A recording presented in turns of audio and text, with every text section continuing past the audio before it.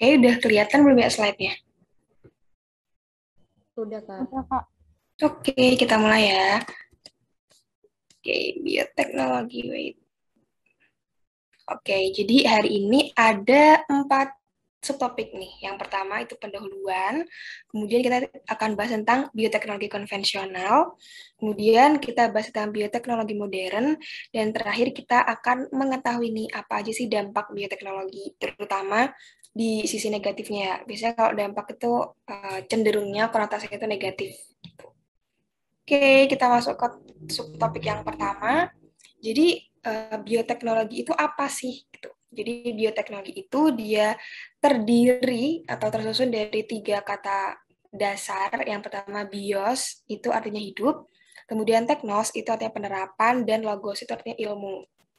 Jadi kalau kita gabung, bioteknologi itu artinya adalah ilmu yang dia itu menerapkan prinsip-prinsip ilmiah dan kerekayasaan untuk penanganan dan pengolahan bahan mentah, baik organik maupun anorganik, dengan bantuan makhluk hidup. Karena tadi kan bios, hidup gitu. Oke, nah di bioteknologi ini kita itu menggunakan sangat banyak cabang ilmu gitu. Ada beberapa nih, yang pertama adalah mikrobiologi. Jadi mikrobiologi itu adalah cabang ilmu biologi yang dia itu khusus atau fokus mempelajari mikroorganisme. Nah, nanti di mikrobiologi ini ada cabangnya lagi gitu, kayak misalnya ada bakteriologi yang mempelajari bakteri, terus ada juga virologi, itu masuk ke mikrobiologi. Jadi virologi itu dia mempelajari virus. Kemudian ada mikologi, mikologi itu dia mempelajari jamur. Sama lagi ya, ada yang mempelajari tentang alga, gitu-gitu deh. Pokoknya intinya tuh mempelajari tentang organisme yang dia tuh kecil gitu, yang nggak kasat mata dengan mata telanjang gitu maksudnya. Kita butuh mikroskop untuk melihatnya. Kemudian yang kedua adalah biokimia. Jadi biokimia itu adalah ilmu yang mempelajari proses-proses kimia yang ada di dalam tubuh, dan proses-proses itu tuh berhubungan dengan organisme hidup gitu. Jadi misalnya kalau biokimia yang gampang itu misalnya kita belajar tentang respirasi seluler. Itu sebenarnya kita udah nyerempet-nyerempet dikit ke biokimia gitu.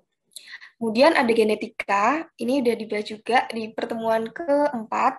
Jadi genetika itu adalah cabang biologi yang dia itu fokus pada hereditas dan variasi.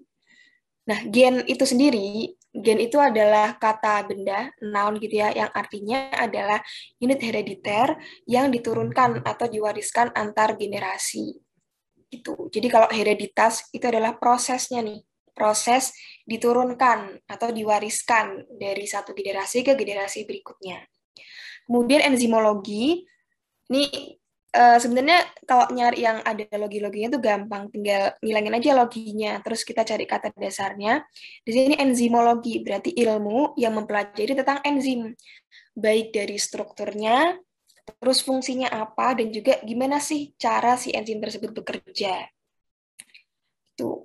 Next, ada biologi molekuler. Jadi biologi molekuler berarti ilmu biologi atau cabang ilmu biologi yang dia itu mengkaji kehidupan pada skala molekul. Jadi misalnya kita ngelihat gimana sih struktur molekuler dari apa misalnya membran sel. Nah, itu kita belajar di biologi molekuler.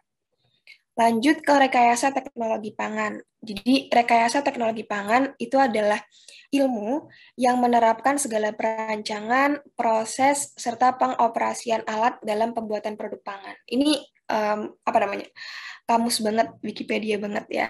Kemudian kalau ilmu pangan itu adalah disiplin ilmu di mana keteknikan, kemudian biologi, sains fisik itu digunakan untuk mempelajari sifat, kualitas, terus gimana sih cara memproduksi, dan juga seperti apa sih bahan pangan itu dikonsumsi oleh masyarakat.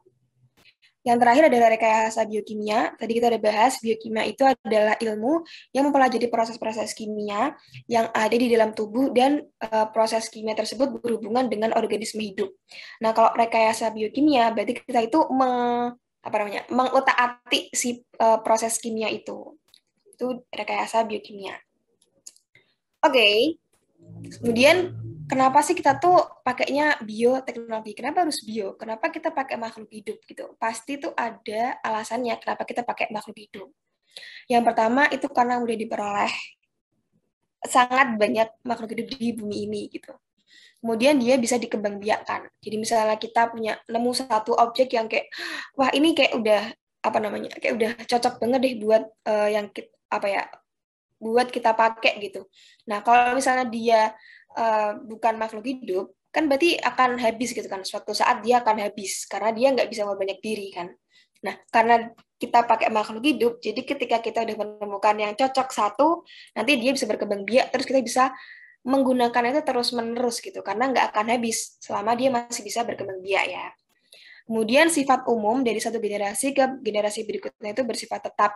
Jadi kalau misalnya kayak manusia, namanya manusia, mau ayahnya mau ibunya, secara umum loh ya, itu pasti tangannya dua, kakinya dua gitu, matanya dua, itu kan sifat umumnya itu sama gitu.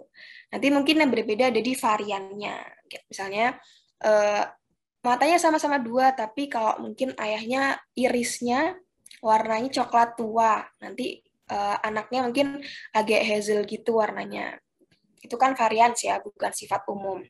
Kemudian sifatnya itu dapat diubah melalui bisa lewat genetika ya. Maksudnya kita kayak meracik atau mencampur-campur gen dari induk sama induk dicampur nanti anaknya jadi simsalabim agak beda gitu sama induknya.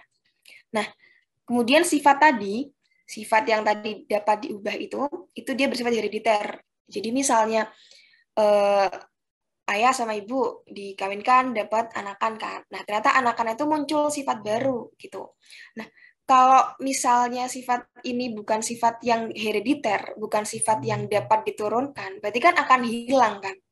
Akan hilang di cuma individu itu doang gitu. Nah, berhubung sifat ini bisa diturunkan atau bersifat herediter, maka nanti anaknya si keturunan ini dia juga bisa memiliki sifat yang sama yang dimiliki sama induknya.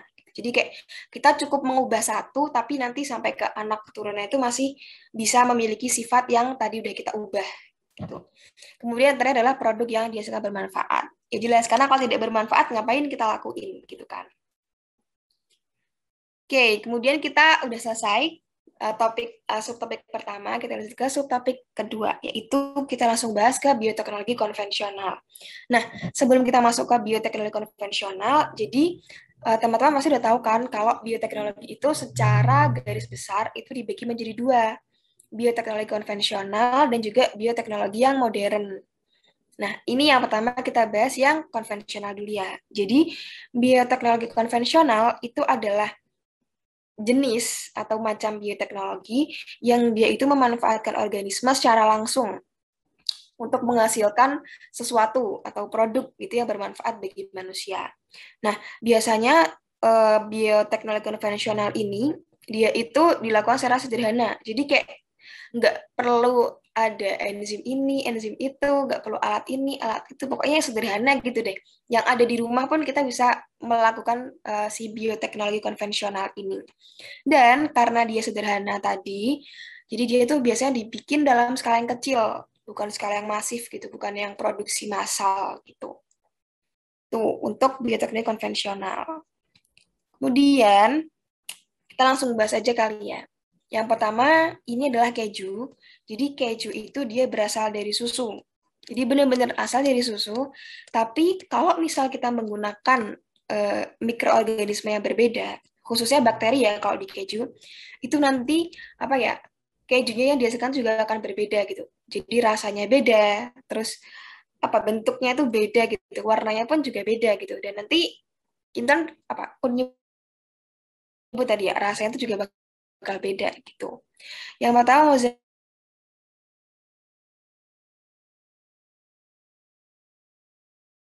mozzarella. Jadi mozzarella itu virus, kemudian nanti akan jadi keju yang ditarik-tarik. Wait, sebentar. Aku izin off cam ya, guys. Kemudian keju Roquefort. Jadi ini tuh merepresentasikan bakterinya. Jadi keju Roquefort itu dia pembentukannya dibantu sama bakteri namanya Penicillium roqueforti. Kemudian Camembert masih sama, jadi keju Camembert itu dia dibantu pembentukannya oleh bakteri Penicillium camemberti.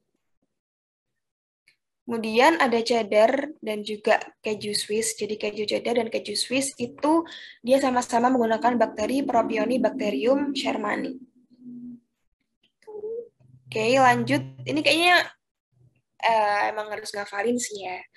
Kemudian tempe pasti udah sering dengar, yang paling terkenal ada Rhizopus oryzae. Kemudian agak nggak terkenal itu adalah Rhizopus oligosporus. Tapi seringkali kalau tempe itu ya Rhizopus oryzae gitu. Kemudian kecap, kalau kecap itu yang terkenal dia adalah Aspergillus wentii. Tapi ada juga yang ada juga yang menggunakan tuh Aspergillus oryzae.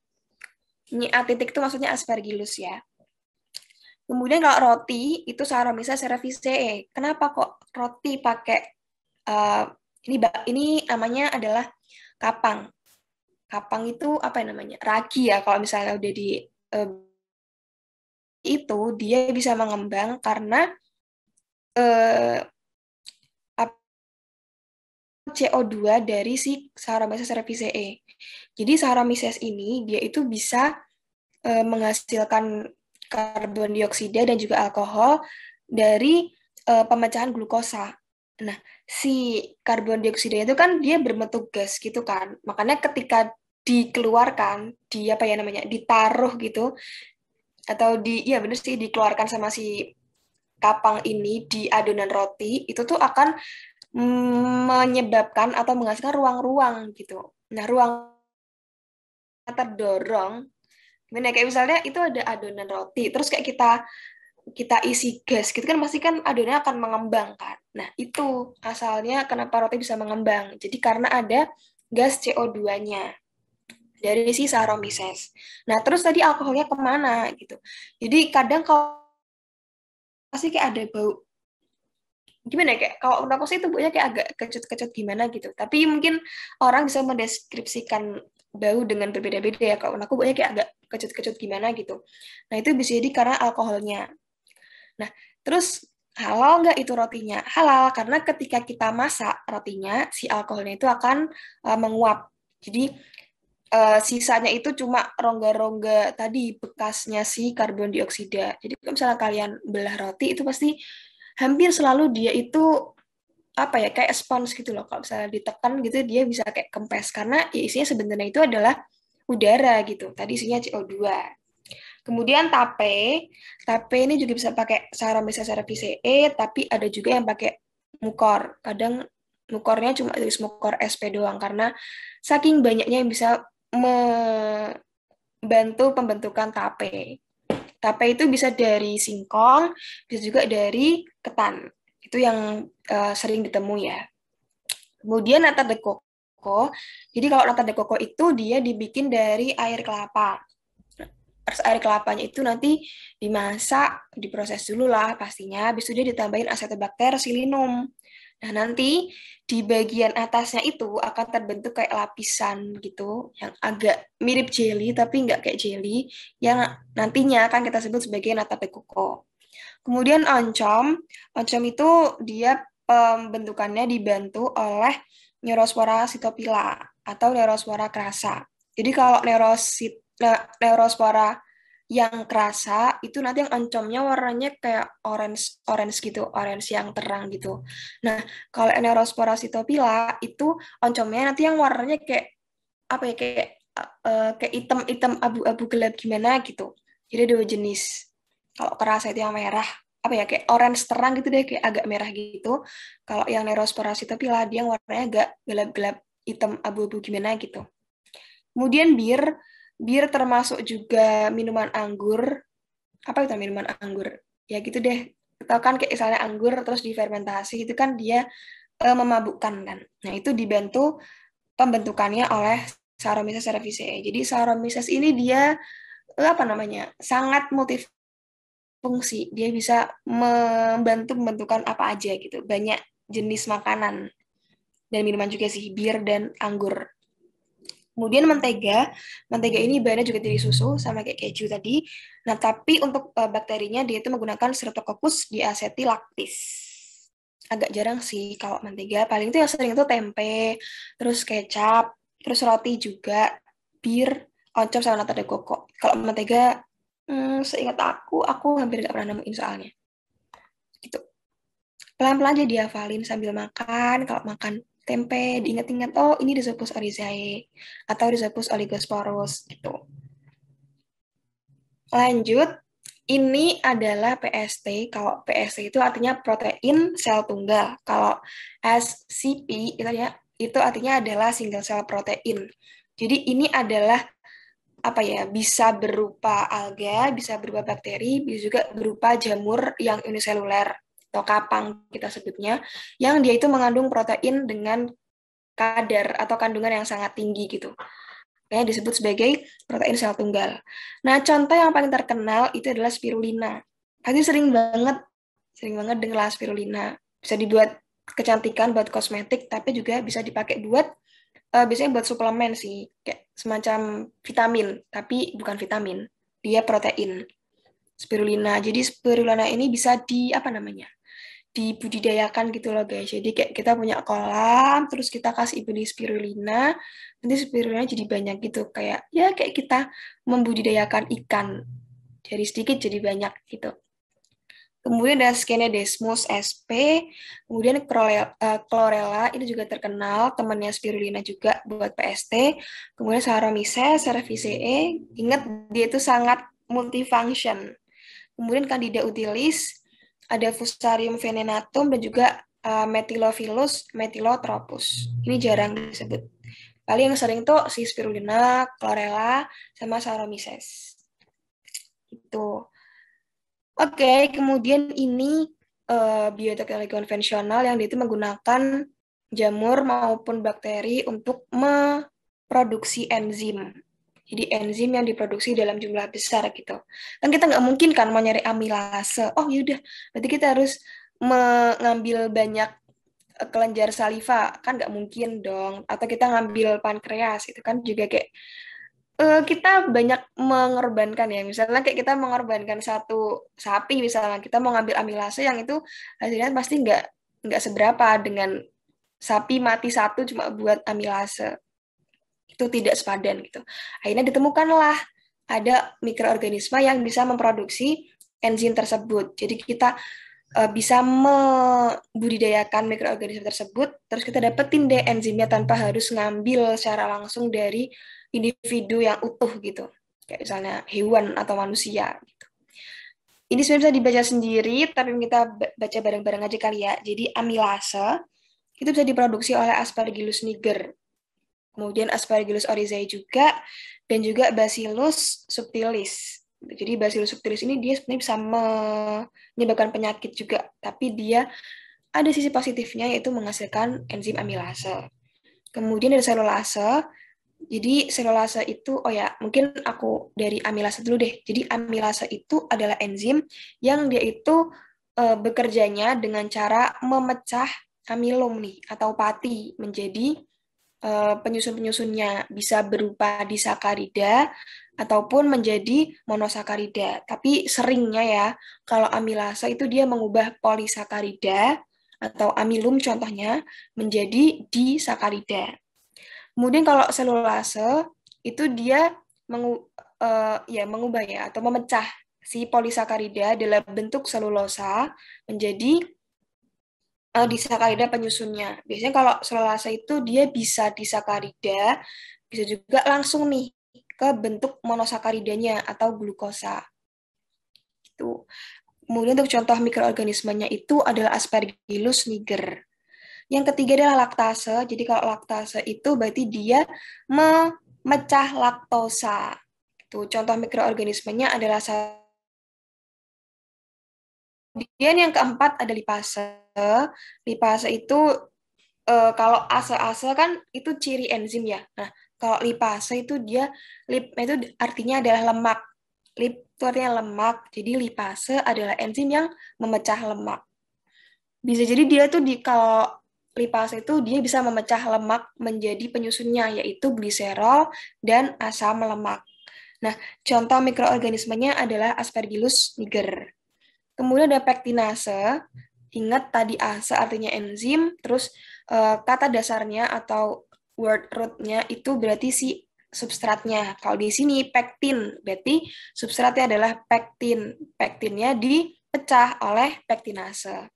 Contoh mikroorganisme yang bisa menghasilkan pektinase adalah Aspergillus niger. Kemudian ada penisilinase. Ini contoh mikroorganismenya adalah Bacillus subtilis. Kemudian ada protease. Prote itu maksudnya protein atau bisa juga polipeptida. Itu. Berarti kalau dari protein berarti dia akan dipecah-pecah menjadi polipeptida penyusunnya, kemudian polipeptida akan dipecah lagi membentuk atau menjadi asam amino penyusunnya. Contoh mikroorganismenya itu adalah Aspergillus oryzae, kemudian ada Serratia marcescens, kemudian ada juga Bacillus subtilis. Jadi kalau kita lihat di sini yang banyak manfaatnya itu adalah Aspergillus niger dan juga Bacillus subtilis. Oke. Kemudian kita lanjut ke antibiotik.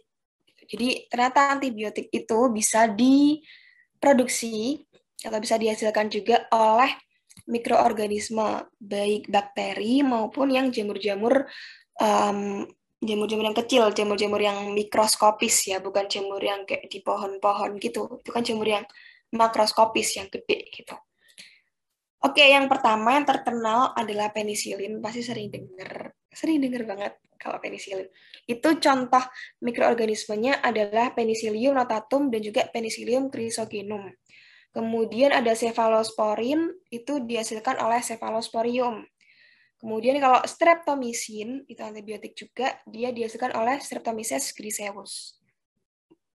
Kemudian kalau tetrasiklin, itu dihasilkan bisa oleh Streptomyces aureofaciens, dan juga Streptomyces rhinosus. Kalau ini yang lebih terkenal yang aureofaciens ya untuk tetrasiklin. Kemudian kalau erythromycin produksi oleh Streptomyces erythraeus. Kalau polymyxin itu Bacillus polymixa dan kalau bacitracin itu Bacillus subtilis.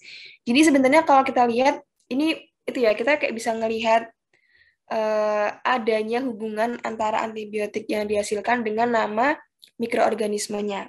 Ya kan, itu kayak penisilin, berarti penicillium, cephalosporium. Kemudian kalau streptomycin berarti Streptomyces yang griseus. Kalau erythromycin yang Streptomyces erythraeus. Polymyxin berarti Bacillus polymixa. Bacitracin Bacillus subtilis. Berapa gampang dihafalin karena dia tuh kayak mirip-mirip lah antara antibiotik dengan nama mikroorganismenya. Gitu. Kemudian ini ada jadi biopestisida itu ada dua jenis ya atau dua macam. Jadi ada yang biopestisidanya itu disemprot, ada juga biopestisidanya itu alami dari tanamannya gitu. Bukan alami sih, maksudnya tapi dihasilkan oleh tanaman. Jadi kalau yang bioteknologi konvensional itu adalah biopestisida yang disemprot. Jadi si petaninya itu dia akan menyemprotkan pestisida ke kalau di sini contohnya itu ya tanaman jagung. Nah, si pestisida itu isinya adalah spora atau mungkin bakteri yang posisinya itu inaktif. Nah, biasanya bakteri yang dipakai itu adalah Bacillus thuringiensis. Jadi di pestisidanya itu ada spora atau kristal. Kristal itu adalah bakteri yang posisinya inaktif dari Bacillus thuringiensis. Pernah dengar kan pasti Bacillus thuringiensis. Nah, bakteri itu nggak berbahaya terhadap tanaman gitu. Tapi bakteri tersebut dia itu berbahaya bagi si larva ini. Larva ini kayak semacam kayak kumbang ya kalau yang suka makanin gitu deh pokoknya. Nah, ketika nanti larvanya itu makan, kan larvanya makan daun kan. Padahal tadi daunnya itu udah disemprot sama pestisida yang mengandung kristal maupun spora dari Bacillus thuringiensis. Nah, ketika si larvanya ini atau uletnya ini tuh makan, nanti kan dia bakal masuk ke saluran pencernaan dong, pasti. Namanya makanan pasti kan masuk ke saluran pencernaan. Nah, ternyata di saluran pencernaan itu si toksinnya tadi yang dihasilkan oleh bakteri itu dia tuh akan dikenali nih sama reseptor yang ada di permukaan saluran pencernaannya si larva gitu. Nah, nanti si toksin ini dia itu akan merusak merusak membran sel dari sel-sel yang melapisi saluran pencernaan si larva tersebut.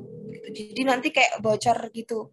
Padahal harusnya yang namanya sel itu dia tuh punya apa ya kondisi kesetimbangan gitu guys. Jadi kayak misalnya oh Na itu harusnya dia tinggi di luar, kalau K plus itu harusnya tinggi di dalam. Nah, ini kalau misalnya dia itu ter apa namanya terutak-atik gitu ya, rusak gitu maksudnya pengaturannya, pas itu akan sedikit banyak itu akan merusak selnya. Nah, kalau misal sel yang terpengaruh itu sangat banyak, itu pasti nanti akan bisa bikin si larvanya itu akan apa ya paling enggak itu tuh dia kesulitan untuk menyerap makanan. Kalau udah kayak gitu lama-lama dia kan pasti kelaparan dong, nggak bisa memenuhi kebutuhannya.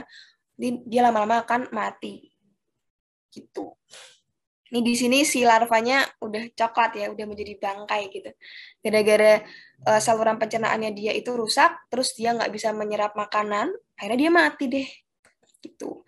Nah ini yang di sebelah kanan bawah itu adalah gambar yang menunjukkan perbandingan antara jagung yang dia itu dikasih BT sama yang nggak dikasih BT gitu. Jadi yang nggak dikasih BT ini dia itu dimakan sama insekta, sama larvanya ataupun sama si insekta yang udah dewasanya gitu. Dia juga diinfeksi sama jamur yang namanya fusarium. Nah, kalau misalnya diinfeksi sama jarum dan dimakanin sama insekta, sama kumbang atau apa itu namanya aku kurang ngerti deh kalau nama sebutan Indonesianya. Nah, dia itu otomatis kan akan rusak dong. Rusak, ini nggak mungkin dijual.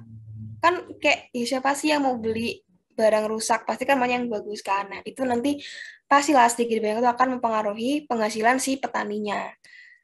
Nah, ini bedanya jagung yang dikasih Bacillus thuringiensis gitu. Oke. Kemudian selanjutnya ini lebih ke apa ya namanya? Ke zat makanan kali ya, yang bagian makanan-makanan, tapi bukan makanan yang bisa langsung dimakan gitu. Lebih ke zat makanan. Yang pertama ada asam amino. Jadi asam amino itu dia adalah monomer atau apa ya? Penyusun gitu, penyusun dasar dari protein. Nah, yang terkenal bisa dihasilkan oleh bakteri, oleh mikroorganisme lah, itu ada dua, yaitu asam glutamat dan juga lisin. Nah, untuk yang asam glutamat, itu dia bisa dihasilkan oleh Brevibacterium flavum dan juga Corynebacterium glutamicum. Nah, si Brevibacterium flavum ini, dia itu bisa menghasilkan asam glutamat kan. Nah, jadi secara tidak langsung si Brevibacterium flavum ini dia bisa dipakai untuk produksi MSG. Tahu kan MSG penyedap rasa. Monosodium glutamat atau kalau bahasa Inggrisnya mononatrium glutamat. Ini apa ya? Jarang dibahas, tapi kayak aku pertama kali tahu itu dari guruku. Karena waktu coba deh kalian cari ada loh bakteri yang dia itu dipakai buat membantu menghasilkan atau apa ya dipakai dalam industri penyedap rasa dan ternyata ini dia bakterinya Brevibacterium flavum. Kemudian untuk lisin asam aminolisin itu dia bisa dihasilkan oleh Corynebacterium glutamicum gitu. Kemudian asam cuka, jadi asam cuka itu biasanya dipakai kalau kita makan bakso ya kan, tapi aku sendiri sih nggak suka pakai cuka. Nah, asam cuka ini dibuat dari alkohol. Nah, alkohol yang udah tersedia ini kemudian akan dioksidasi secara aerob oleh bakteri asam asetat. Nah, contoh bakteri asam asetat itu adalah Acetobacter aceti dan juga Gluconobacter. Tuh, jadi alkohol yang aslinya tidak ada rasanya, kemudian kalau dia dioksidasi oleh bakteri asam asetat akan menjadi asam. Nah, asam ini yang kita sebut sebagai asam cuka. Yang terakhir ada asam sitrat. Jadi asam sitrat itu dia dibuat atau bahannya adalah sirup atau gula nih. Nah, pembentukannya itu dibantu oleh jamur Aspergillus niger. Oke. Kemudian ini apa ya, rapid quiz aja sih. Yuk langsung dijawab di chat. Kira-kira kalau makanannya ini itu menggunakan mikroorganisme yang A, B, C, D atau E. Yuk, 2 menit ya.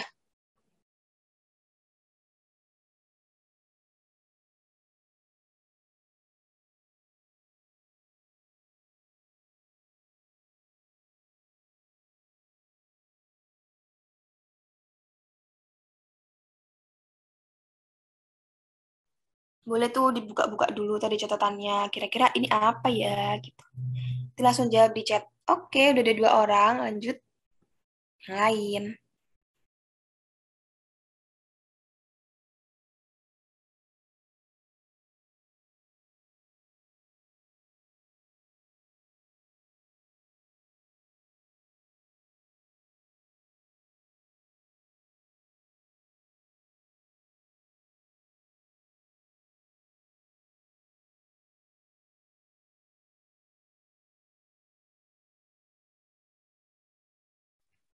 Oke, kalau udah mungkin segitu ya yang jawab.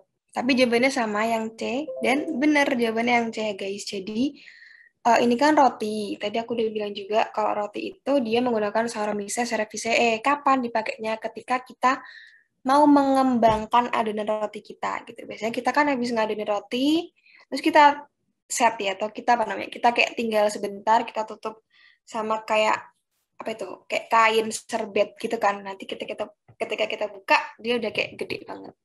Jadi aku udah jelasin kenapa bisa gede karena ada karbon dioksida yang dihasilkan oleh si Saccharomyces. Itu kemudian baunya menurutku agak kecut-kecut asam gimana gitu, itu dia bau dari alkoholnya. Gitu. Oke, kemudian kita lanjut ke subtopik ketiga. Nah, sebelum masuk ke subtopik ketiga, ada nggak yang mau ditanyain dulu? Dari tadi, subtopik pertama tentang pengantar atau pendahuluan, terus subtopik kedua itu tentang bioteknologi yang konvensional. Ada yang mau ditanyain dulu?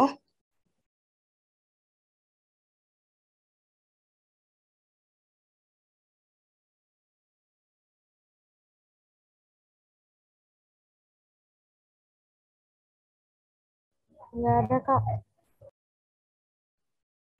Oke, kalau misalnya nggak ada, mungkin kita lanjut aja kalian. Nanti kalau misalnya ada pertanyaan, boleh tanya di akhir. Oke, wait, kebelasan. Jadi kita masuk ke bioteknologi yang jenis atau macam kedua, yaitu bioteknologi modern. Modern. Kalau modern tuh kayaknya cenderungnya kayak yang baru-baru gitu ya, terus kayak dia lebih canggih gitu. Jadi benar, bioteknologi modern itu adalah bioteknologi yang dia itu melibatkan apa ya, proses-proses yang kayak wow gitu, yang modern banget gitu. Yaitu rekayasa genetika, kemudian ada kultur jaringan dan juga DNA rekombinan. Jadi sebenarnya DNA rekombinan itu bagian dari rekayasa genetika juga. Tuh. Nah, terus biasanya kalau bioteknologi modern ini dia itu apa ya, alatnya butuhnya tuh banyak gitu, butuh ini butuh itu, terus kayak nggak cuma bahannya doang yang banyak, tetapi tuh kayak alatnya itu khusus gitu, nggak bisa kita cari di rumah doang gitu, harus tersedia secara khusus gitu kan alatnya.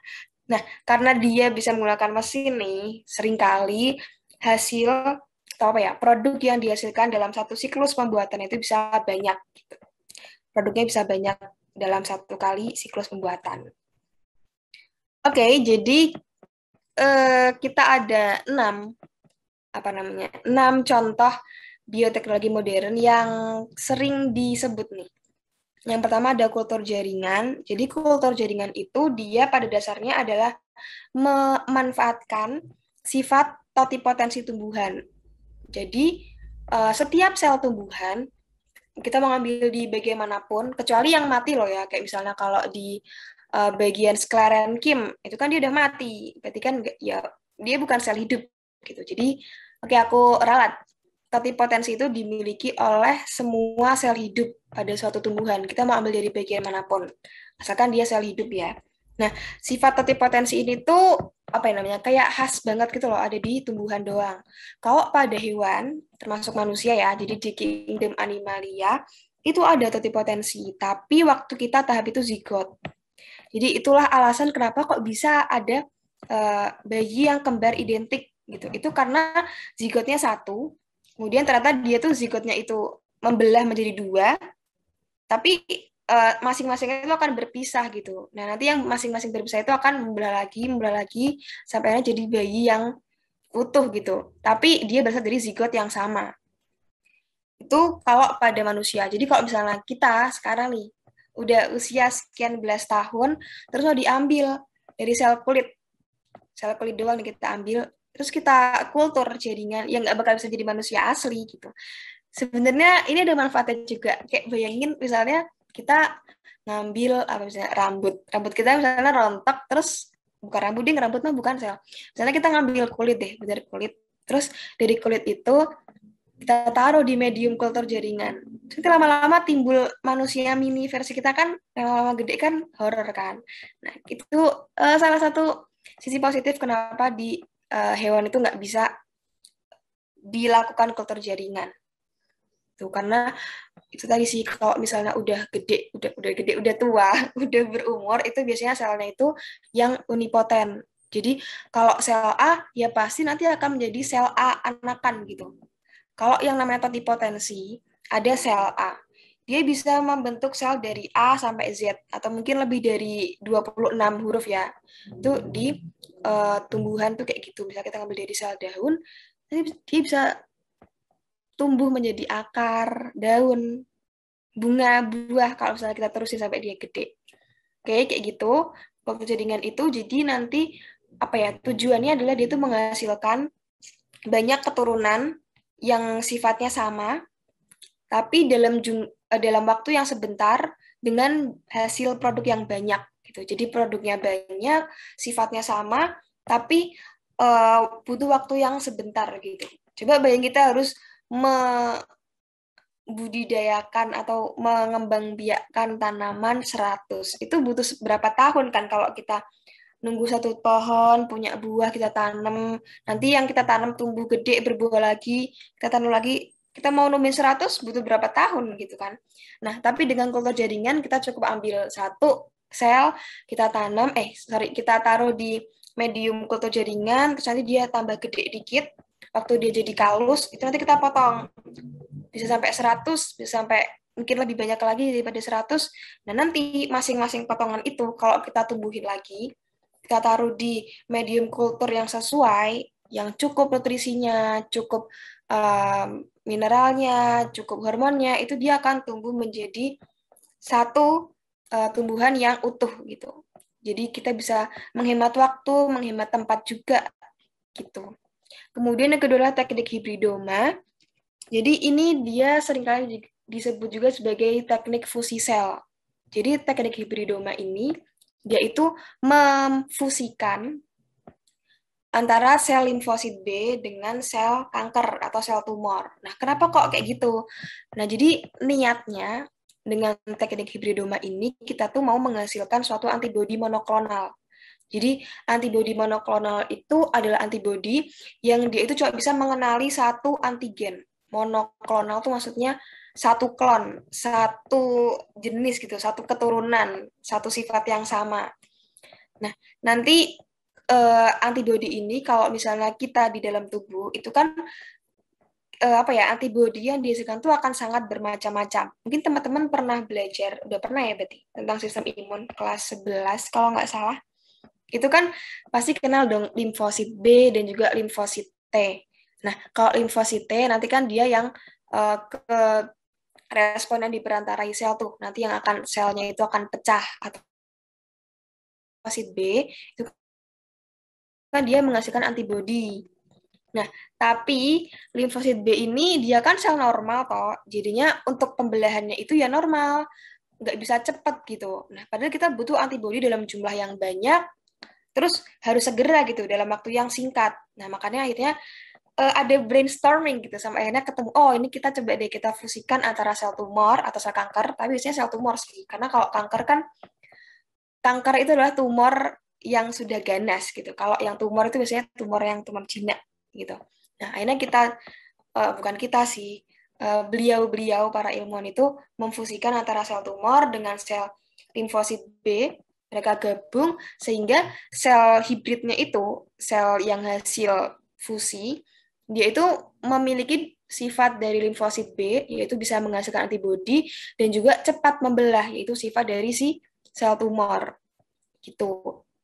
Lanjut ke cloning, kalau cloning itu artinya kita mau membuat kopian. Dari satu, kita mau bikin lebih dari satu. Bisa dua, bisa tiga, bisa lima. Pokoknya sesukanya si ilmuannya sih. Nah, nanti cloning ini ada dua jenis. Ada yang cloning inti, ada juga yang cloning embrio. Nanti ada di belakang. Kemudian, ini adalah DNA recombination. Contoh yang aku pakai di sini adalah produksi insulin massal. Meskipun sebenarnya DNA recombination itu adalah basic proses dasar dari sangat banyak bioteknologi modern, kayak misalnya GMO atau genetically modified organisms, atau apa ya namanya, tanaman transgenik, terus hewan transgenik. Jarang sih sebenarnya lebih ke tanaman, soalnya kalau misalnya tanaman yang transgenik itu biasanya kita bisa dapetin lebih banyak manfaat gitu dari tanaman tersebut. Kayak misalnya tanamannya itu dia jadi tahan hama. Yang tadi yang biopestisida, yang aku bilang dia ada dua jenis, ada yang disemprot, tapi ada juga yang emang itu dari si tanamannya sendiri. Jadi tanamannya itu kayak bisa menghasilkan toksin yang kalau dimakan sama si larva tadi, si ulat itu akan membunuh si ulatnya. Itu. Terus apalagi ya? Seringnya sih itu. Dia itu bikin organisme transgenik. Terus ini yang aku pakai nanti insulin massal ya. Oke. Okay.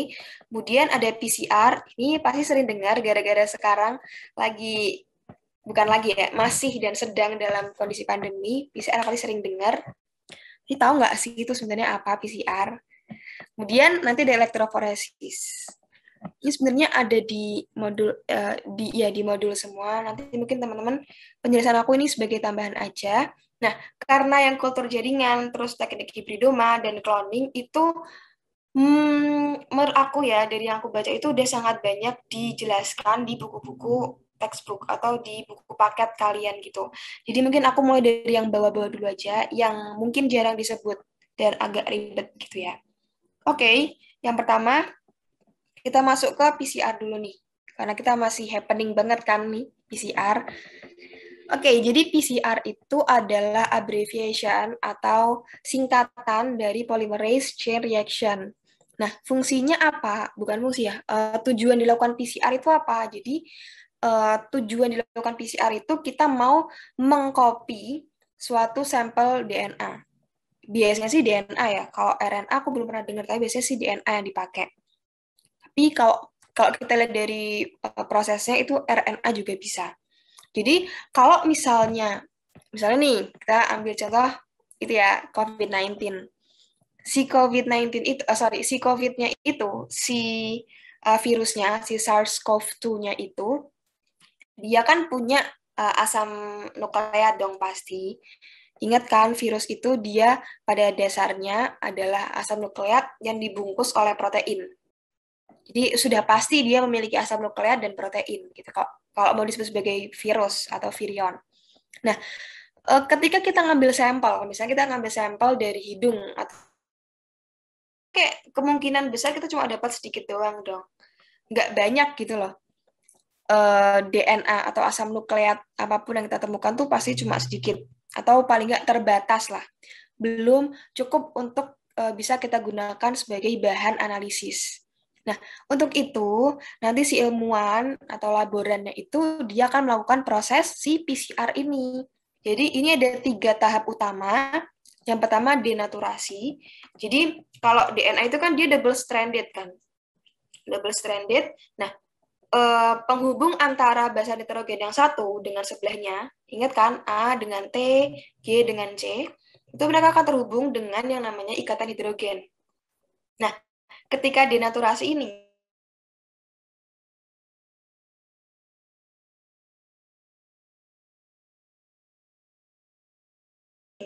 ikatan hidrogen itu akan putus. A dengan C itu kan dia sebelahan. Gimana caranya? Biasanya denaturasi itu adalah perusakan atau pemutusan ikatan hidrogen di antara si basa nitrogen. Gimana caranya? Biasanya si sampelnya itu akan ditaruh di lingkungan dengan suhu tinggi. Kalau nggak salah tuh kayak 65 sampai 55 derajat atau lebih tinggi. Jadi pokoknya lingkungan yang panas gitu, yang suhunya tinggi.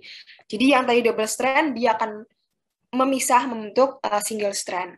Nah, kemudian nanti suhunya akan diturunkan ke suhu normal, suhu optimal tubuh manusia biasa sekitar 30-40-an gitu. Kemudian akan berlangsunglah proses annealing. Jadi di proses annealing ini primer, teman-teman tahu kan primer, waktu kita pernah bahas di yang materi genetik proses replikasi DNA. Nah, si primernya itu akan nempel nih di sequence yang sesuai. Jadi kita tuh akan masukin primers yang berbagai macam jenis gitu loh di dalam sampelnya gitu, di dalam sampel yang mau kita analisis. Nah, primernya nempel itu di tahap annealing. Lanjut ke tahap elongasi atau extension. Jadi tadi dari primers itu nanti akan memanjang. Hasilnya cuma primer doang, mungkin berapa? Nggak sampai 100 basa nukleotida, nanti akan ditambahin nukleotida baru sampai akhirnya terbentuk strand baru nih dari DNA. Jadi kalau misalnya kita mau bilang apa aja sih yang kita masukin di sampelnya kita, ya berarti si DNA yang mau kita replikasikan. Kemudian kalau mau kita mereplikasikan DNA kita butuh apa aja? Berarti kita butuh pertama adalah si primer atau primer. Kemudian primer, kalau primer doang kan nggak mungkin bisa nambah panjang. Kita berarti butuh nukleotida. Nah, nukleotida itu dia nggak mungkin bisa nyambung kalau nggak ada enzim DNA polimerase. Berarti paling nggak itu ada si 4 bahan ini tadi, yaitu DNA target, kemudian primer, kemudian nukleotida, dan juga si DNA polimerase. Jadi paling nggak tuh bahannya itu. Jadi ini kita bisa bilang PCR itu adalah replikasi DNA, tapi yang in vivo atau di luar tubuh makhluk hidup gitu, di luar selnya lah. Jadi kita apa namanya membuat replikasi DNA buatan. Jadi dipaksa untuk replikasi. Nah, hasilnya apa? Jadi dalam satu siklus, tadi yang aslinya cuma satu strand, kita bisa dapat 2 strand. Nah, coba kalau misalnya kita ulang-ulang siklus ini berkali-kali, kita bisa dapat ratusan kali lipat dari jumlah awal gitu kan. Nah, karena jumlahnya banyak inilah nanti yang kita bisa pakai di apa namanya di tahap-tahap selanjutnya gitu. Kayak misalnya kita mau apa misalnya kita mau mencari antigen yang ada di situ gitu. Nah, kita pakai antibody. Jadi kalau bisa kita bilang PCR ini sebenarnya adalah proses dasar gitu dari berbagai proses untuk analisis ya, terutama di bidang kesehatan atau biologis lah paling enggak gitu. Jadi ini kayak proses awal gitu atau proses pembukaan gitu sebelum kita lanjut ke tahap berikutnya. Jadi biasanya nggak cuma stop di PCR doang, bisa di PCR, nanti kita akan lanjut ke analisis data. Gitu. Kemudian, selain PCR ini, ada juga elektroforesis. Gitu. Nah, elektroforesis ini mungkin udah ada penjelasan singkatnya juga di modul. Jadi intinya adalah kita tuh mau memisahkan bisa protein, bisa DNA, bisa RNA, pokoknya molekul apapun lah yang dia itu biasanya bermuatan, kita mau memisahkan dia itu berdasarkan ukuran. Gitu ya. Jadi biasanya tuh kalau untuk elektroforesis kita membedakannya berdasarkan ukuran. Nah, gimana cara kerjanya? Jadi kalau di elektroforesis ini kita kan kayak make suatu apa namanya? Suatu alat, seperangkat alat gitu kan. Nah, ini ada gelnya. Ini kalau ada gel elektroforesis, kemudian ini ada well. Kalau kita biasanya kalau di soal-soal itu nyebutnya sumur sih. Jadi wells itu atau sumur itu dipakai sebagai tempatnya si sampel yang mau kita uji, yang mau kita analisis. Nah, kemudian di sisi-sisinya ini, di luar gelnya ini tuh kayak ada cairannya gitu. Jadi sebagai konduktor. Kenapa kok harus konduktor? Karena ternyata kita itu menggunakan listrik di sini. Jadi di bagian yang dekat wells, yang di dekat sampelnya itu adalah katoda atau titik negatif gitu ya, atau apa namanya, kutub negatif.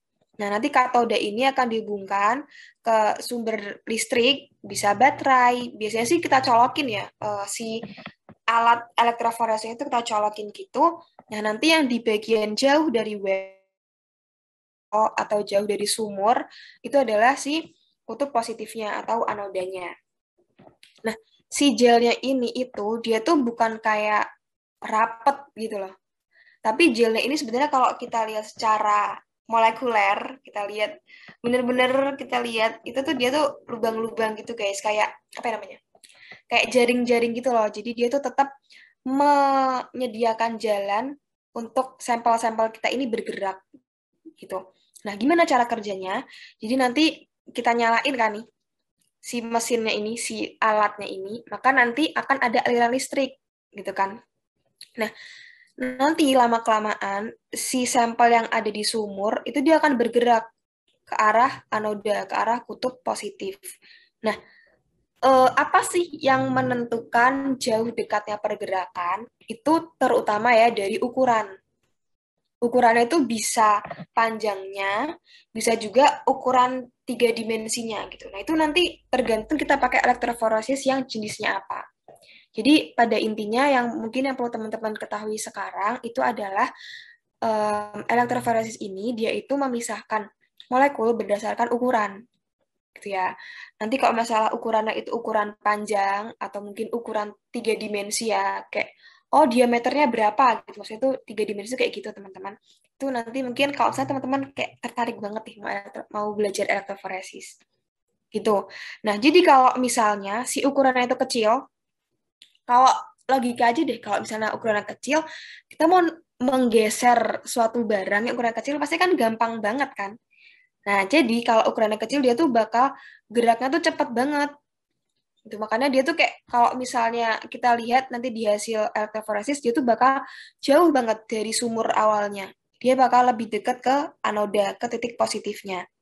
Kalau si molekul itu gede, kan otomatis dia inersianya tinggi tuh. Dia kayak mager banget geraknya, susah tuh ditariknya, susah digesernya. Maka dia tuh kayak akan geraknya tuh dikit doang gitu. Di masih dekat sumur-sumur sini kalau misalnya dia gede banget.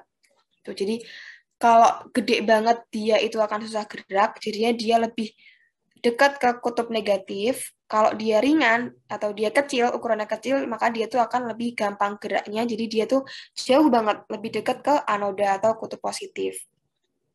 Nah, si elektroforesis ini ada yang dia tidur kayak gini, horizontal ataupun yang vertikal. Tapi prinsip kerjanya sama, cuma beda di posisi gelnya aja. Gitu. Biasanya kalau yang vertikal gini itu dipakai buat protein.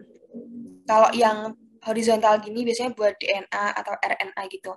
Kenapa kayak gitu? Karena kan kalau protein sama DNA otomatis lebih gede protein kan. Nah, jadi kita tuh kayak dibantu pergerakannya sama gravitasi juga gitu. Jadi kalau misalnya pakai yang horizontal buat protein tuh agak apa namanya? Agak ngoyot gitu ya, guys. Agak berat gitu kerjanya. Kalau dia vertikal ya adalah sedikit banyak bantuan dari si gaya gravitasi gitu. Sorry. Oke, kemudian DNA recombination. Jadi ini intinya adalah kita tuh apa namanya? Mencampur-campurkan DNA gitu. Nih misalnya ya, misalnya ada ini kita punya sel dari tubuh manusia gitu. Misalnya sel apa? Sel pankreas tuh misalnya penghasil insulin, sel apa? Sel beta kan. Misalnya ini sel beta, anggap aja kayak gitu. Nah, si sel beta itu di nukleusnya kan ada DNA dong pasti. Nah, nanti kita akan mencari dari DNA yang panjang banget itu, kita cari gen yang dia itu oh sorry, ini ternyata dia hormon pertumbuhan ya. Berarti ya udah mungkin kita pakainya hati secara umum aja deh. Tadi aku kira belum ada growth hormonnya deh, lupa.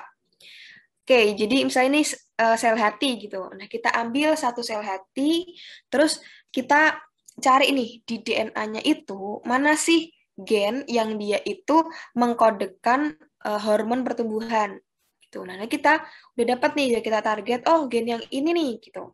Nah, kemudian nanti kita akan tambahkan EcoR1. Jadi EcoR1 itu adalah salah satu contoh enzim restriksi endonuklease.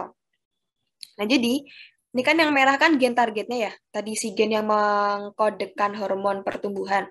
Nanti dia tuh akan dipotong sama EcoR1. Dipotong, seret, tapi pemotongannya itu nggak kayak kita motong kertas. Kan kayak langsung putus gitu kan. Nah, kalau si EcoR1 ini dia tuh motongnya itu khas gitu. Jadi nanti akan terbentuk sticky end. Maksudnya sticky end itu dia tuh lengket. Ya, maksudnya lengket nanti dia akan bisa menempel atau berikatan dengan sequence yang sesuai gitu guys. Atau kadang kita bilang itu hanging end. Jadi ujung yang menggantung. Karena kan kayak ini panjang sebelah gitu kan guys. Nah, ini yang dari itu ya si gen targetnya. Nah, selain kita mempersiapkan gen yang mau kita sisipkan, kita kan harus menyiapkan juga tempat ya yang mau kita sisipin. Nah, itu biasanya kita pakai bacterial cell. Kenapa kita pakai bakteri? Karena bakteri itu dia sangat cepat apa namanya perkembangbiakannya. Jadi biasanya satu bakteri itu 20 menit sekali dia bisa membelah. Coba bayangin kayak dalam 1 jam dia udah bisa 3 kali membelah gitu. Dari 1 bisa menjadi 8 kalau 1 jam. Ya kan?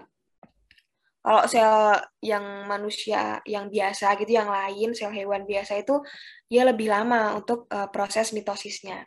Jadi, sel bakteri. Nah, bakteri itu dia punya apa namanya 2 jenis asam nukleat ya. Dia punya materi genetiknya itu ada 2 jenis. Ada yang di kromosom, ada juga yang ekstra kromosom yang kita sebut sebagai plasmid.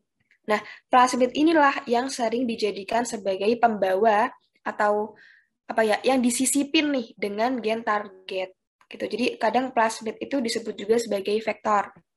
Karena dia tuh kayak gampang diputul-putul, gampang dicopot, gampang disisipin, gampang dilemin gitu. Jadi kayak bongkar pasang banget lah gitu kalau plasmid. Nah, sama kayak tadi gen target yang ada di sel hati tadi, yang kita ambil sampelnya. Jadi plasmid yang ada di sel bakterinya itu akan kita potong juga nih pakai EcoR1. Jadi harus restriksinya. Biar apa? Biar sticky end-nya ini itu sesuai sticky end dari DNA targetnya kita, sorry, iya dari DNA targetnya kita ini, gen target ini bisa sesuai dengan sticky end yang ada di plasmid. Makanya kita harus pakai enzim yang sama, enzim restriksi endonuklease yang sama. Selain EcoR1 tuh ada lagi guys, kayak aku lupa deh namanya, yang ada HIP3 gitu-gitu, pokoknya namanya tuh banyak banget, tapi yang terkenal emang EcoR1 ini. Nah, kemudian ini kan sticky end-nya udah terbentuk nih di gen target maupun di plasmid. Nah, nanti ketika apa namanya ditemukan gitu ya, dipertemukan antara gen target dengan plasmid, maka nanti mereka tuh bisa secara otomatis akan saling menemukan gitu. Sticky end yang di DNA target nanti dia tuh akan menemukan sticky end yang di plasmid, terus mereka kayak memasangkan diri apa ya, berpasangan gitu, so kayak klop gitu. Nah, untuk membantu penempelannya ini nanti akan ada enzim lain namanya enzim ligase. Ligase itu terkenal dengan sebutan lem biologis ya. Kalau tadi EcoR1 dia kan restriksi endonuklease. Jadi kalau restriksi itu gunting biologis, kalau ligase dia ngelem berarti dia lem biologis. Nah, ini si plasmidnya tadi yang udah disisipin dengan gen target, udah itu lagi kan, udah apa namanya? Udah full lagi nih buletannya, udah tertutup lagi. Kemudian nanti ini plasmidnya ini akan diambil sama si bakteri. Jadi biasanya plasmidnya ini tuh kayak dikeluarin gitu loh guys, ditaruh di kan kita kalau mau bikin DNA rekombinan itu kita kayak pakai apa ya namanya? Kayak tabung reaksi gitu kan. Nah, di tabung reaksi itu isinya nanti adalah si plasmid ini yang udah sobek, udah apa nih, udah putus gitu. Terus ada juga si DNA rekombinan ini, ada juga ligase dan juga beberapa zat-zat lain. Nah, nanti kan di cairan itu, di tabung reaksi itu kan akan terbentuk plasmid kayak gini kan. Nah, nanti akan ditambahkan bakteri lagi. Bakteri yang dia itu akan ngambil atau apa ya, kayak semacam menelan gitu lah ya, menelan si plasmid yang udah terrekombinan ini. Dia ambil. Nah, jadi yang tadi awalnya dia itu biru semua, udah mengambil plasmid yang rekombinan, maka nanti akan ada merah-merahnya sedikit di sini. Gitu.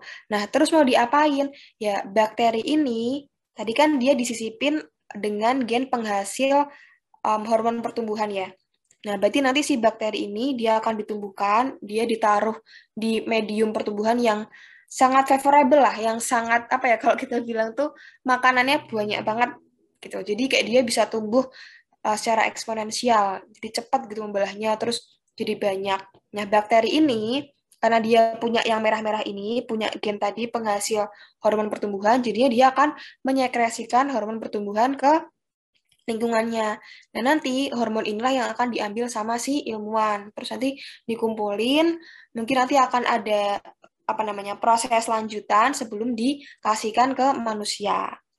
Gitu. Nah, nanti biasanya untuk membedakan antara bakteri yang berhasil mengambil plasmid yang udah rekombinan ataupun bakteri yang nggak berhasil ngambil ya, jadi plasmidnya masih biru semua gitu, nanti kita itu biasanya kasih antibiotik di medium pertumbuhannya.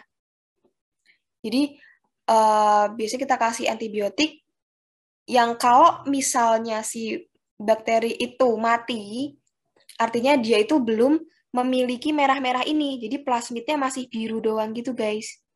Nah, tapi kalau bakterinya itu ketika dikasih antibiotik, kok dia masih hidup, berarti dia berhasil dapetin atau mengambil si plasmid yang rekombinan, yang ada merah-merahnya.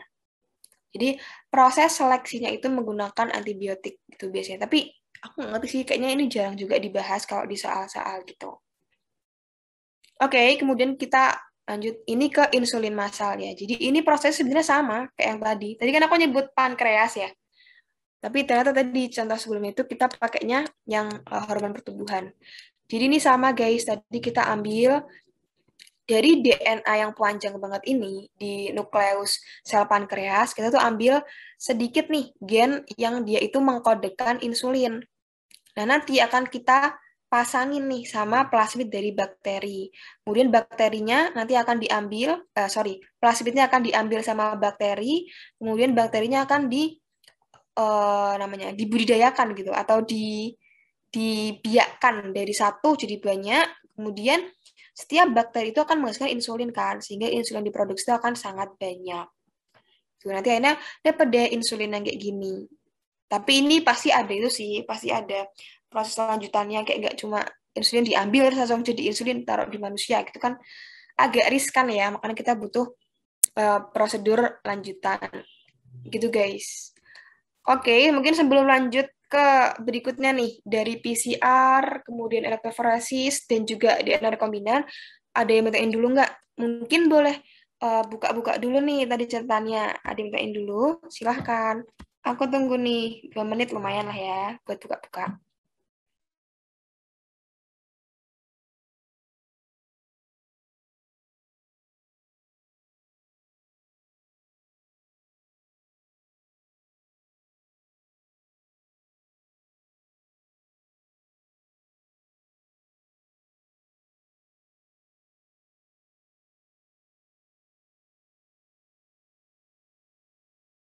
Gimana? Tadi aku jelasinnya kecepatan nggak? Atau udah paham nih, karena mungkin udah ada prior knowledge. Aku udah pernah belajar nih, Kak, sebelumnya gitu.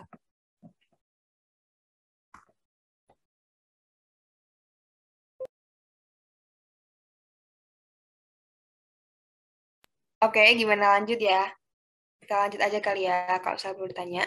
Nah, ini teknik hibridoma. Tadi aku udah sempat menjelaskan sedikit nih tadi waktu yang slide berapa tadi? 6 contoh yang mau kita bahas. Jadi kalau teknik hibridoma itu kita memfusikan, kayak mencampurkan gitu loh,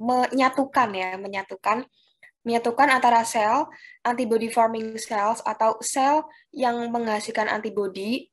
Itu kalau pada manusia itu biasanya adalah sel B, limfosit B, dengan sel tumor.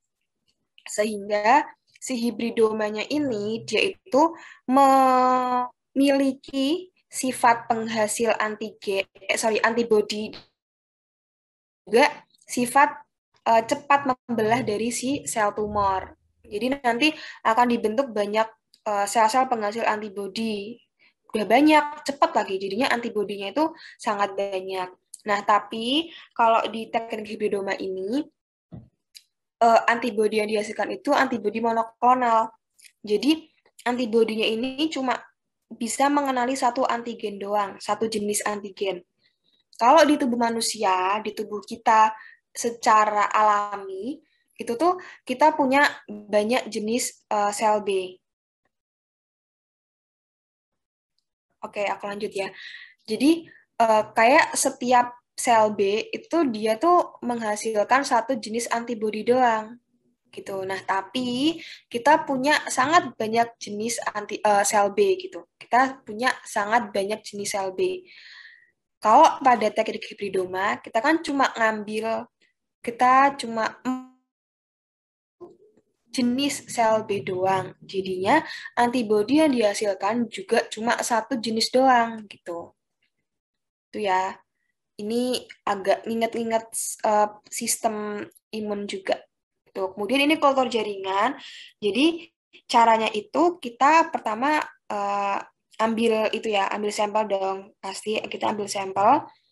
Nah, kemudian sampelnya ini akan kita bersihkan dulu sih, pasti kita bersihin dulu. Kemudian kita tumbuhkan di medium kultur jaringan.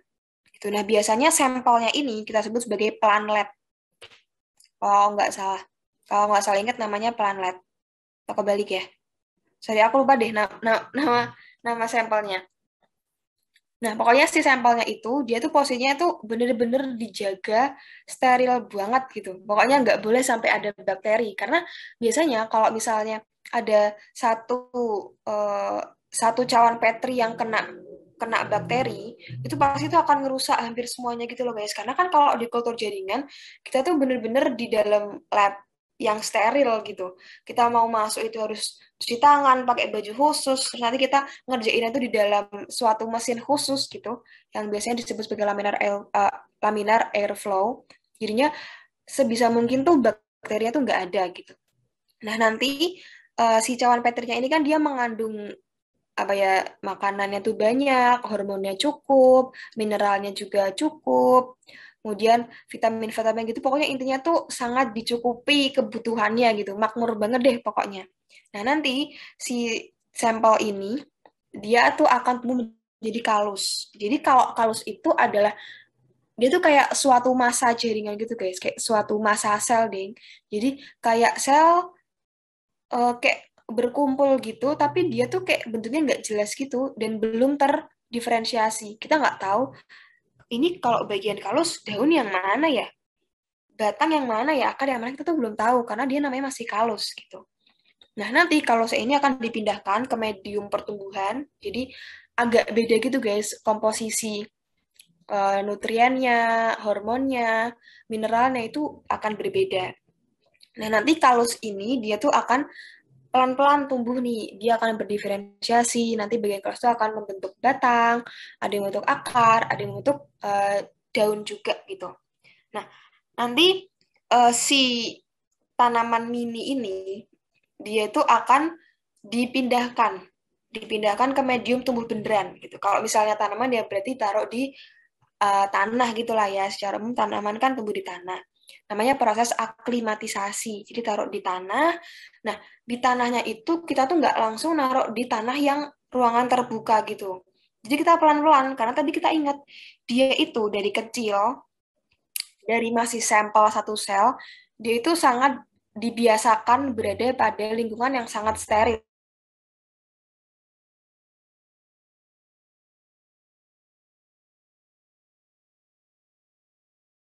Gitu. Padahal namanya kita hidup di luar, itu kan nggak mungkin steril dong. Kita aja kayak hasilnya bisa keluar masuk kemana-mana. Itu pasti bakteri itu Tuhan yang dia tuh nggak tuban doang sih.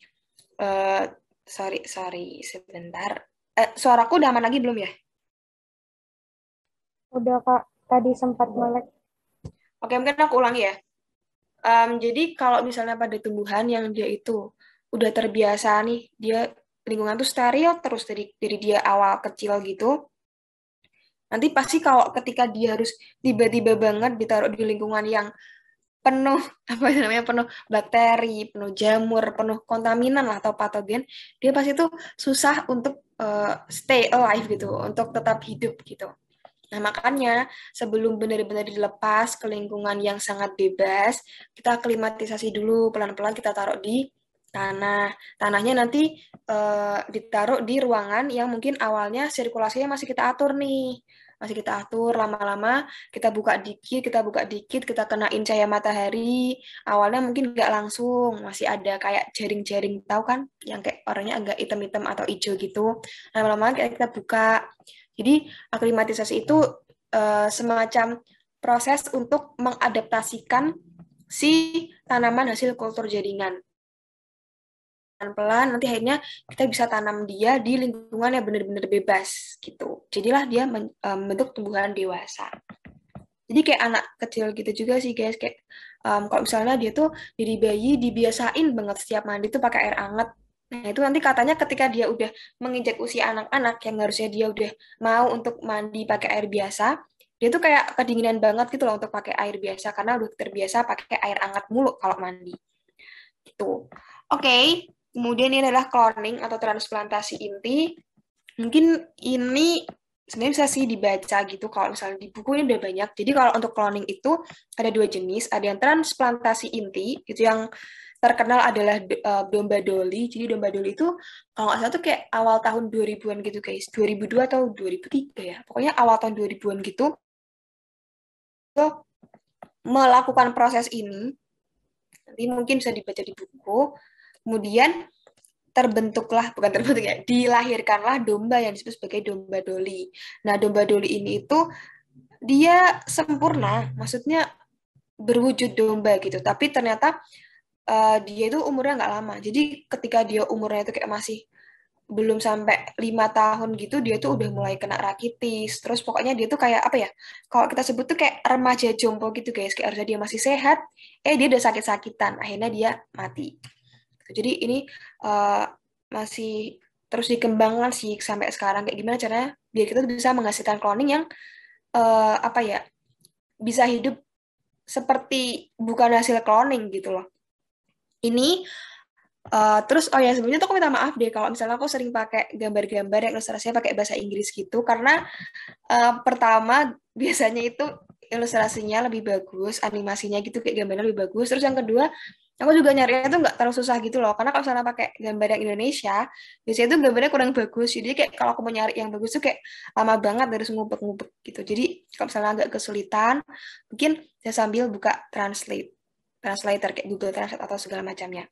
Nah, selain di Dolly ada juga transplantasi inti itu di kata. Prosesnya sama, cuma bedanya kalau di kata ibaratnya pakai kata, kalau di Dolly kita pakai domba. Kemudian ada cloningnya ini yang transplantasi embrio.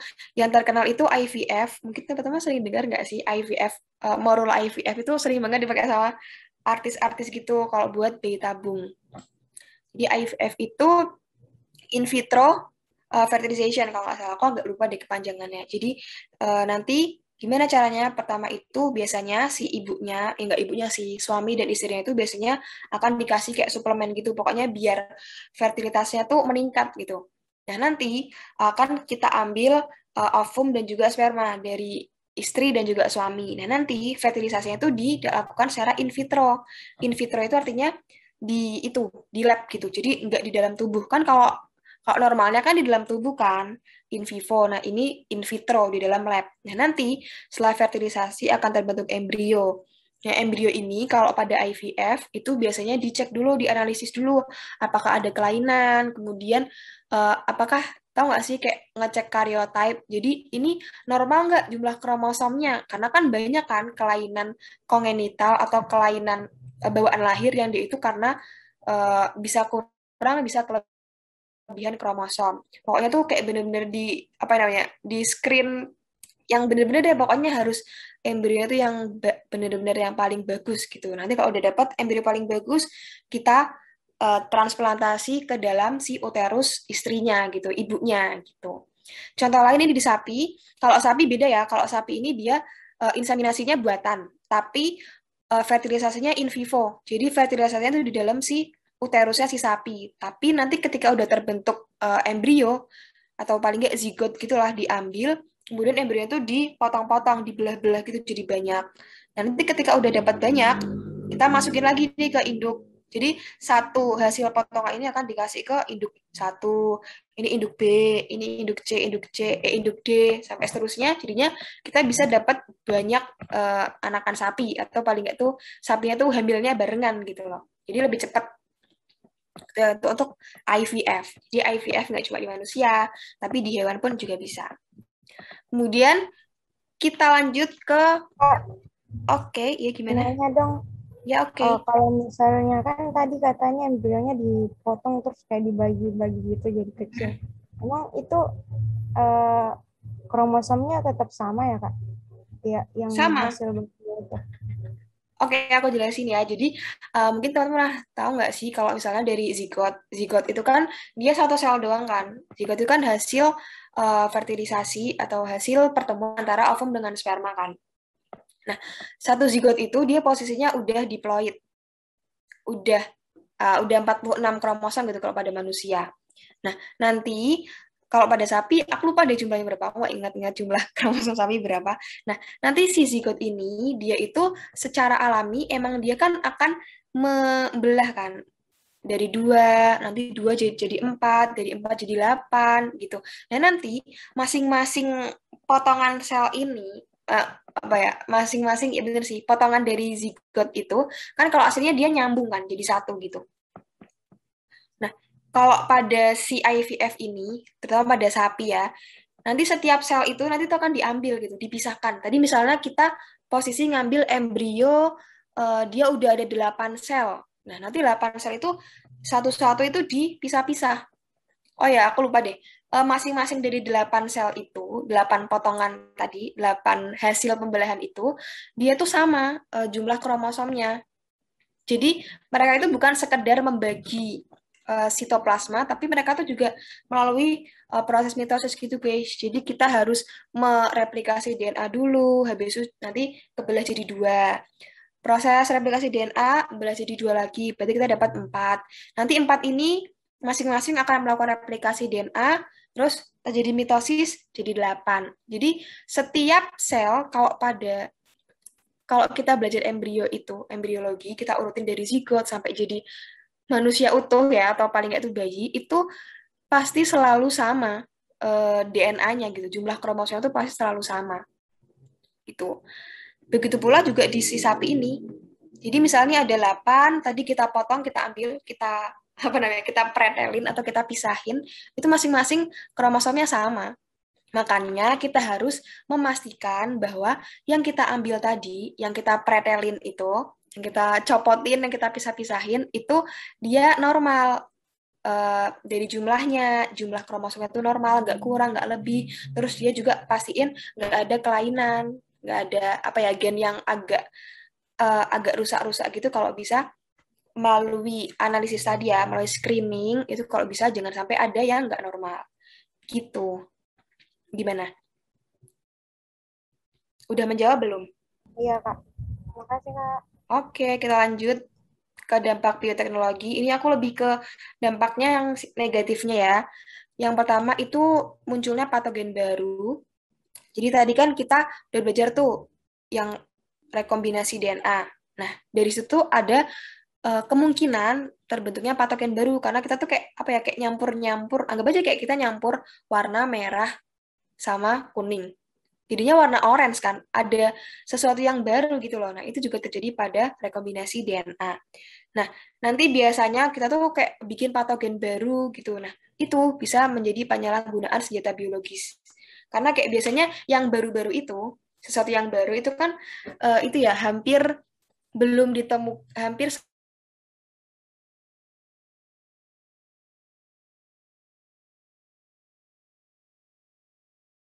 selalu belum ditemukan upaya untuk dijadikan sebagai senjata biologis.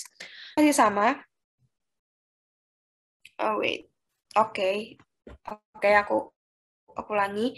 Jadi yang kedua itu bahan makanan dengan protein toksik. Ini masih berkaitan juga sama tadi si rekombinasi DNA. Jadi kan kita kayak nyisip-nyisipin DNA ya, gen dari mana-mana kita sambung-sambungin. Itu kalau normal. Kadang kan terjadi penyisipan secara apa namanya? Secara alami sendiri gitu kan di dalam tubuh di dalam si selnya itu. Nah, ini ada kemungkinan protein yang dihasilkan itu akan bersifat toksik gitu. Kalau misalnya kita kayak baru banget nih belum tahu ini apa-apa ternyata berbahaya gitu. Kemudian super gulma. Jadi super gulma ini kalau pada tumbuhan yang tadi dia pakai pestisida yang biopestisida atau pada tanaman-tanaman transgenik. Tanaman transgenik itu kan tanaman yang GMO ya, maksudnya yang genetically modified. Jadi kayak udah diubek-ubek, udah diotak-atik gitu loh materi genetiknya.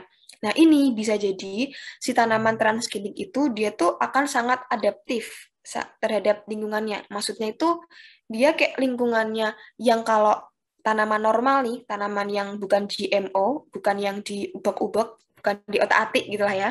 Dia tuh nggak bisa hidup. Tapi karena dia tuh hasil di otak-atik ini genetiknya, dia jadi bisa hidup. Terus akhirnya malah jadi jatuhnya tuh malah apa namanya merugikan gitu loh. Kayak disebut sebagai super gulma. Jadi gulma yang tubuhnya tuh bisa over gitu daripada gulma biasa. Itu kemudian yang keempat, resiko tinggi organisme hasil cloning.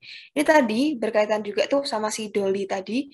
Jadi biasanya bukan biasanya ya, sampai sekarang hasil cloning itu pada hewan itu biasanya dia mungkin memang sempurna. Maksudnya secara fisik, oh ya lengkap nih, kelihatan banget, oh bentuknya itu domba gitu, kelihatan. Tapi ternyata ketika kita teliti lebih lanjut tuh secara fisiologis, dia tuh ada ketidaknormalan gitu.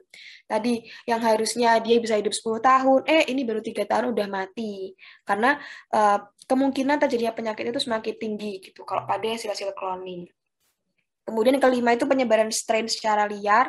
Ini juga tadi tuh berhubungan juga sama yang transgenik gitu deh. Karena kadang kan bocor terus kayak akhirnya dia kemana-mana gitu. Karena kita kadang ya namanya kecelakaan itu kan udah berusaha jangan sampai kejadian, tapi ternyata ya kalau pas apa ya kitanya lagi nggak beruntung kan ada kecelakaan strain yang hasil transgenik itu lepas dan ternyata berbahaya gitu.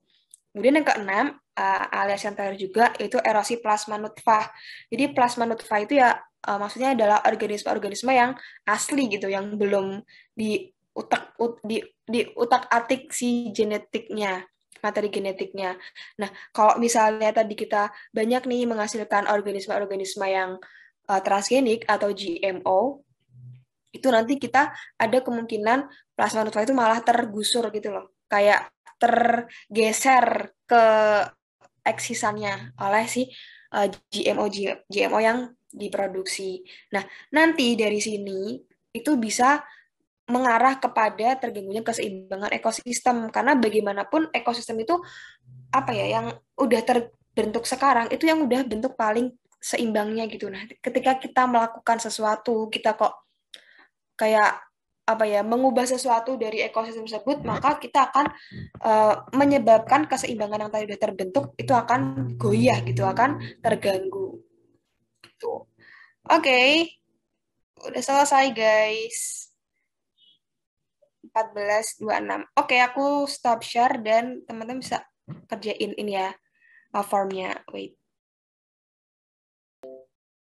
Oke guys, udah 2:30. Kayaknya aku tutup sekalian aja kali ya.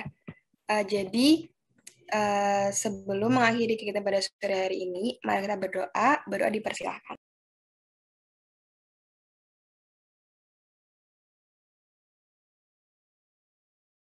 Oke, tidak ada kata cukup dalam berdoa. Jadi aku mau mengucapkan terima kasih banyak buat teman-teman udah menyempatkan hadir dan bertahan sampai akhir. Semoga aku yang sampaikan pada sore hari ini bermanfaat buat teman-teman semua. Kemudian ini aku tutup sekalian aja kali ya. Wassalamualaikum warahmatullahi wabarakatuh. Selamat sore teman-teman. Aku masih tunggu di sini kalau misalnya ada pertanyaan.